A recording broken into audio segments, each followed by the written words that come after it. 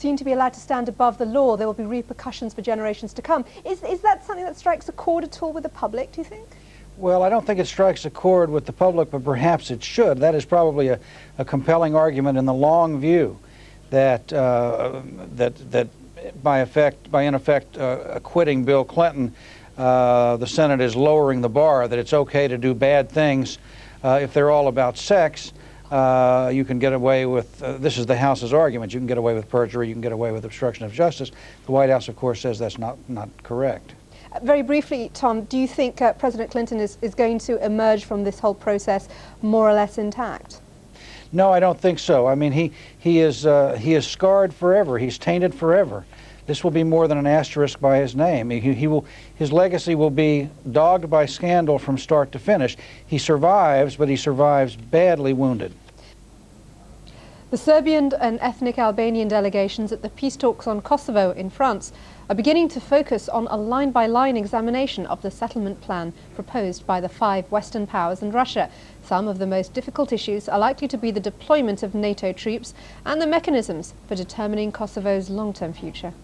Winter has closed in on this French town, and shut away inside the great chateau of Rambouillet, the enemies of Kosovo, Serbs and Albanians, are being worked hard, driven long hours by 3 international mediators to agree peace, to abandon war and hardline political positions. We move forward.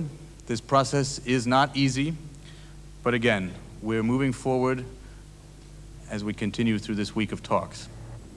If peace can be agreed, the United States is now publicly offering troops, up to 4,000 for the force which will impose and police the agreement. It echoes the implementation of democracy in Bosnia. In Kosovo, the Americans will be far outnumbered by British and French forces. Today in Kosovo, 2 of the latest victims were being buried. KLA guerrilla fighters shot by Serb paramilitaries using maximum force and clearly not looking to take prisoners. At the peace talks in France, both sides will very soon be confronted with the detailed international demands, how they must take the guns out of Kosovo. The Serbs will be told they must withdraw all their special forces, tanks and heavy weapons from Kosovo. The only role for Serb troops will be patrolling the international borders with Albania and Macedonia, and they'll be strictly confined to a strip 5 kilometers wide. In return, the guerrilla fighters of the KLA will be disarmed. They will be required to demobilize their forces within 3 months and hand over to international monitors all weapons except small arms. Tonight at Rambouillet, it was announced that Robin Cook and the French Foreign Minister will come back to the talks tomorrow to try to drive the detailed bargaining forward. The visit of Mr. Cook emphasises that the full political weight of the 2 co-chairmen are behind these talks, because these talks are complex and difficult. As so often in complex peace talks, it's the difficulties which are being stressed at this early stage. Robin Cook, co-chairman of the talks, will be a frequent visitor, helping to apply more pressure.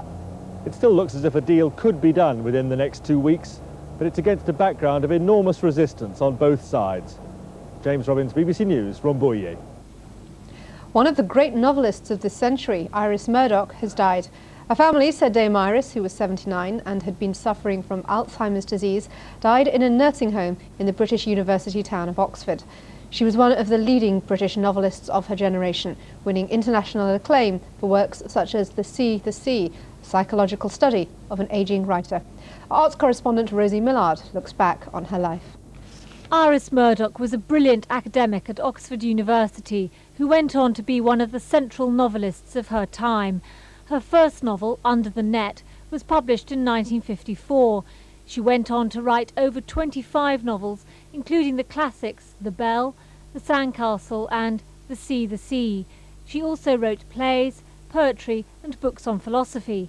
Her novels were not an easy read, combining fantasy with realism, although she was careful to give them strong plots and firmly defined characters. I'm not really